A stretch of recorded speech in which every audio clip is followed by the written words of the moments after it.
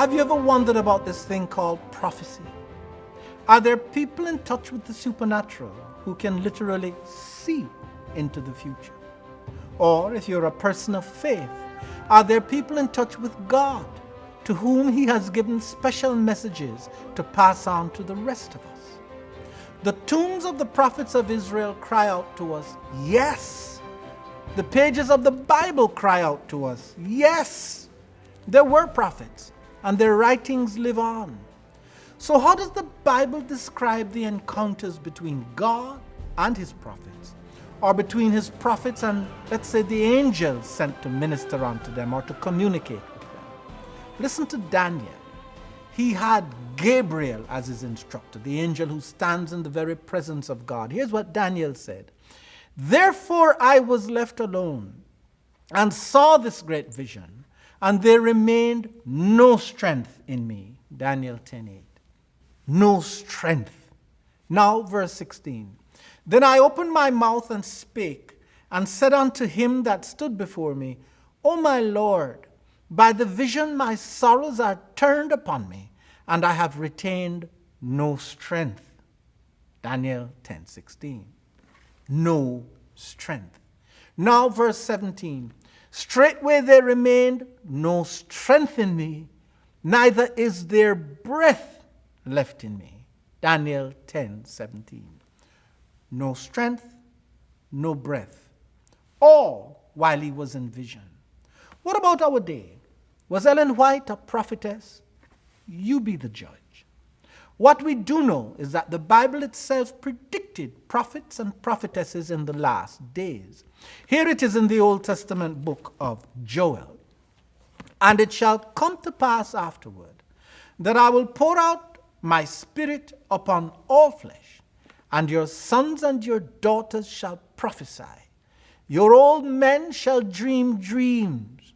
Your young men shall see visions. And also upon the servants and upon the handmaids in those days will I pour out my spirit. Joel 2:28 and 29. Of course, this prophecy was famously and partially fulfilled on the day of Pentecost in the book of Acts. But Joel's prophecy refers specifically to the last days. Those clearly were not the last days, since the Christian church was just beginning, barely weeks into its infancy. So Pentecost, at best, is but a partial fulfillment of something yet to come. Here is another reference to the gift of prophecy in the New Testament. Paul is writing to the Thessalonians. He says, quench not the spirit, despise not prophesying, prove all things, hold fast that which is good. 1 Thessalonians 5:19-21. Once again, we've been told to expect this gift and told not to despise it when it comes, but rather to prove these writings. Prove, compare, examine. How? Evidently by comparing them with what other prophets have written in the Bible. In fulfillment of this prophecy, I believe, Mrs. White had thousands of dreams and visions in her lifetime. Many of the visions in particular were quite public. In videos that we've already produced, which you'll see later, we've quoted instances where the public witnessed her in vision and how they reacted, especially to the fact that she did not breathe. Here are some more found on pages 302 and 303 of the book Ellen G. White, The Early Years, 1827 to 1862, written by Arthur L. White, her grandson and biographer. I was then 17 years old. It seems to me I can almost hear those thrilling shouts of glory which she uttered. Then she sank back to the floor, not falling, but sinking gently, and was supported in the arms of an attendant. 2 physicians came in, an old man and a young man. Brother White was anxious that they should examine Sister White closely, which they did. A looking glass was brought, and one of them held it over her mouth while she talked. But very soon they gave this up and said, she doesn't breathe. Then they closely examined her sides as she spoke to find some evidence of deep breathing, but they did not find it. As they closed this part of the examination, she arose to her feet, still in vision, holding a Bible high up, turning from passage to passage, quoting correctly, although the eyes were looking upward and away from the book. She had a view of the 7 last plagues. Then she saw the triumph of the saints, and her shouts of triumph I can seem to hear even now. To these facts I freely testify. These were from a D.H. Lamson. Another who witnessed this vision at the White Home on Monroe Street in Rochester was a young lady, Drusilla, who wrote, quote, I remember the meeting when the trial was made, namely to test what Brother White had frequently said, that Sister White did not breathe while in vision. But I cannot recall the name of the doctor who was present. It must have been Dr. Fleming, as he was the doctor called sometimes for counsel. He is, however, now dead. I can say this much, that the test was made and no sign of breath was visible on the looking glass. End quote. David Seeley of Fayette, Iowa, was another eyewitness. He gave his testimony on August 29, 1897. Quote, this is to certify that I have read the above testimonials of David Lamson and Mrs. Drusilla Lamson concerning the physician's statement when examining Mrs. E.G. White while she was in vision, June 26, 1854. I was present at that meeting and witnessed the examination. I agree with what is stated by Brother and Sister Lamson and would say further that it was Dr. Fleming and another younger physician who made the examination. After Mrs. White rose to her feet, as they have stated, quoting the text of Scripture, Dr. Fleming called for a lighted candle. He held this candle as near her lips as possible without burning, and in direct line with her breath in case she breathed. There was not the slightest flicker of the blaze. The doctor then said with emphasis, that settles it forever. There is no breath in her body. Friend, I've long been a fan of Ellen White. From the day I started reading her writings in 1970, I've been intrigued. By 1990, after reading her major prophetic book at least 20 times, that's this one, The Great Controversy, I felt I had to do something to share her gift with the world. And I ran this 6-page ad in Time magazine, 6 solid pages, trying to explain the spirit of prophecy and what she said she saw coming upon the earth. Of course, it included the repudiation of America's Constitution, which doesn't seem so strange today. But when she had the vision and wrote about it, she must have been thought of as a madwoman, talking about the United States repudiating her Constitution. But anyway, I ran the ad, put it in Time magazine. Today, there's a new sense of urgency running through my bones. I don't think I've done enough. I don't think the church of which she was such an integral part has done enough. And I don't think we've got a lot of time ahead of us. That's why we're seeking to mount a campaign introducing Mrs. White to the world, beginning first here in America, zip code by zip code. What will we send out? Postcards to every home in the selected zip codes. What will the postcards say? They'll have one paragraph from the dream she had 2 nights before San Francisco was destroyed. And here's what the paragraph says. During a vision of the night, I stood on an eminence from which I could see houses shaken like a reed in the wind. Buildings great and small were falling to the ground. Pleasure resorts, theaters, hotels, and the homes of the wealthy were shaken and shattered. Many lives were blotted out of existence, and the air was filled with the shrieks of the injured and the terrified. This postcard not only tells homeowners or renters where this quote can be found, but it also gives them this new website, ifeelsure.com, where they can buy the book in which this quote is found. In fact, some of you watching this right now might have been led here by virtue of a postcard that came to your home. I pray that what you're hearing and reading will be a blessing to you. If we really want to go high octane, we also have a full-page ad ready to run, not just in San Francisco and Oakland, but anywhere on earth if we get sponsors for it. It's time San Francisco and Oakland know what was presented to Mrs. White before the earthquake of 1906 and after. It would be a sin to keep this secret. Why the church has chosen to sit upon this stuff is beyond me. Now, in time we might put more videos in this playlist, but we haven't figured that out yet. Right now we're just keeping our presentation short and simple. Friend, one more thing, let me warn you. There's a lot of hatred out there against Ellen White. Fact is, she saw too much. She knew too much. I can only suppose that in the minds of the demons which her writings continue to unmask, she has to be stopped. And they've tried. Everything that can be done to distort her writings and malign her name has been done. How did the Bible put it? Quote, "For we wrestle not against flesh and blood, but against principalities, against powers, against the rulers of the darkness of this world, against spiritual wickedness in high places." That's Ephesians 6:12. I know. I have felt their hot breath breathing down my neck, and I can tell you about slander. I've read things about myself. It's hard to believe it's me they're talking about. Much more God's servant Ellen White.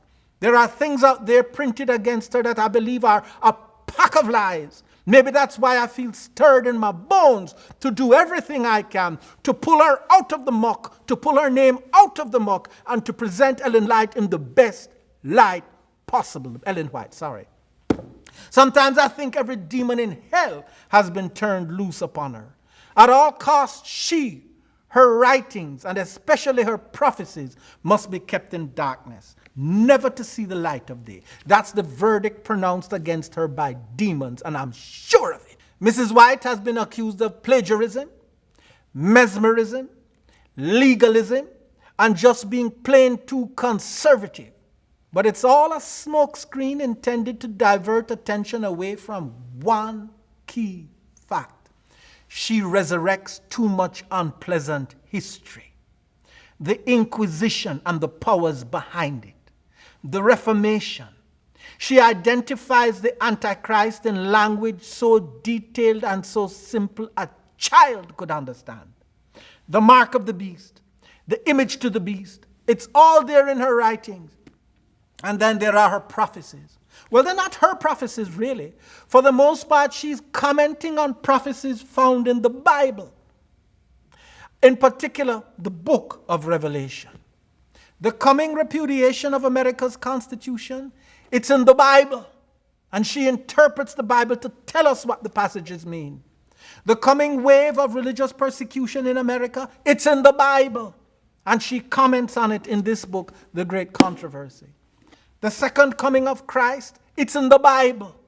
She only brings out the fine print and tells you in detail what is to come before. And that's why every demon in hell has to try and stop her. It's all there in her writings. I can't speak for anybody else, but her books have been a blessing to me. The one that I told you over 600 pages long, that I've read over 30 times, is this one, The Great Controversy. Another, an even longer work, I've read closer to 20 times. That's The Desire of Ages, about the life of Christ. That's how much her books move me. Today, I'd like to introduce you to this book, Life Sketches of Ellen G. White. In this book, you'll go back into her childhood, her conversion, her first vision, and many other trying periods of her life.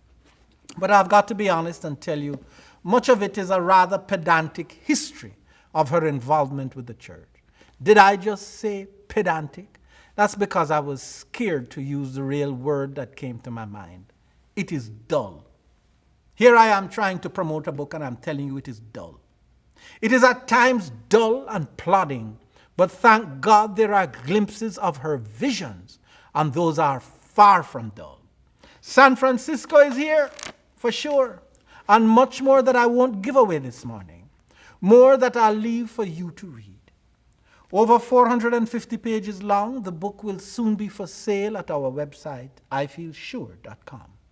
Reasonably priced, I believe it will be a blessing to you.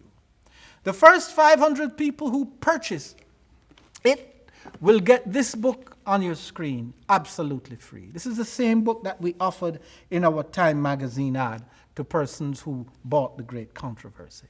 We're offering it totally free to those who purchase this book, Life Sketches of Ellen White. It's called Medical Science and the Spirit of Prophecy. It's a book of health insights that flowed from the pen of Mrs. White, in some instances 50 to 100 years before science finally caught up and said she was right. Here's an example. We actually took this one from this book and put it in our Time magazine ad back in 1990. It's about eating the flesh of diseased animals. Here is what she wrote.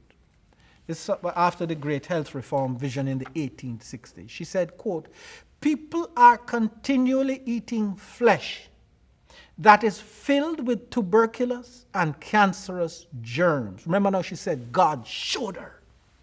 Tuberculosis, cancer, and other fatal diseases are thus communicated. Cancerous germs.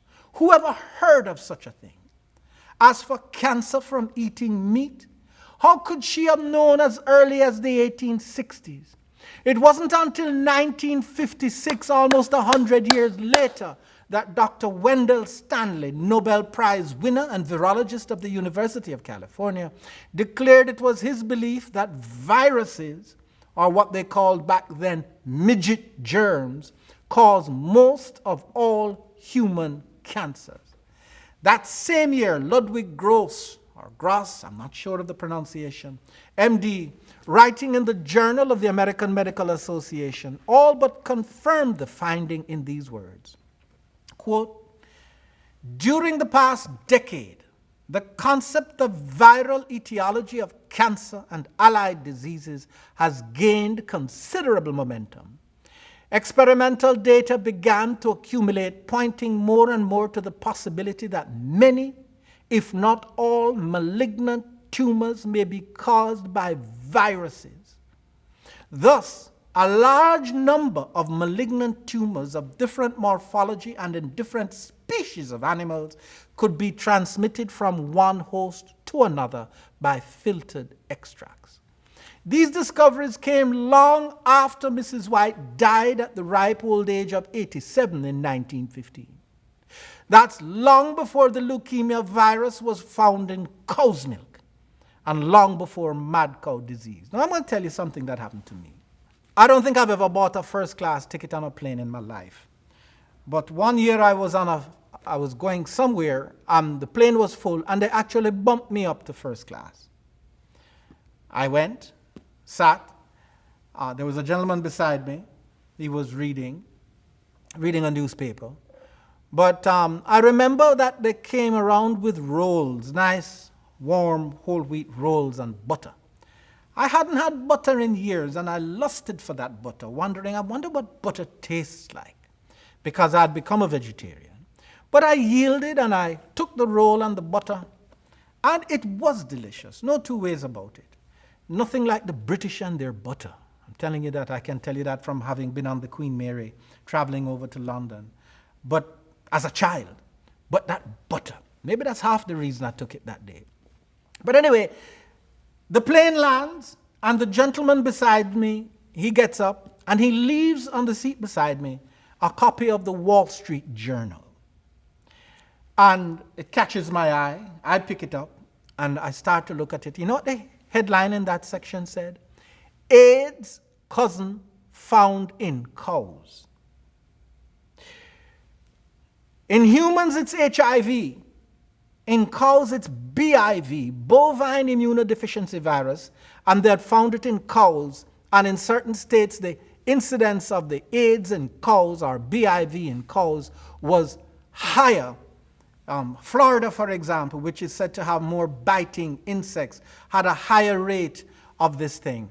But what was pointed out to me later by a physician whom I consulted about the article, he says, David, what you need to understand is that the milk from the sick cow goes into the same vat as the milk from the healthy cow. It's all pulled together. You get it in your milk and you get it in your cheese. Now, I was shocked when I read this. And no sooner did I get off the plane than I called a physician friend. And you know that he actually laughed at me. Gene, you know who you are. He's Dr. Gene, and I won't tell you the rest of his name. But I've never forgotten it. He laughed. He said, you're just discovering this, David. He said, we have known for decades that the major transmitter of the leukemia virus is cow's milk. And he knew it. And the medical profession knows it. But the average man in the street doesn't know this. They don't know that when they're eating their pizza, they could be eating the leukemia virus. When they take the children out for pizza, they could be giving them leukemia. And as the doctors, as the scientists have already proven, you can the cancer in the cow can cross the species barrier and become your cancer. It was one thing reading in the Wall Street Journal about BIV in cows. But it was another completely when the doctor laughed at me and shared what he did about the leukemia virus. Bottom line, Mrs. White saw these things in vision from the 1860s. She said God showed her that what we are eating today is not what people used to eat back in the day. To us it's beef, to them it's beef. But she's saying, no, it's diseased beef that we're eating today. Okay?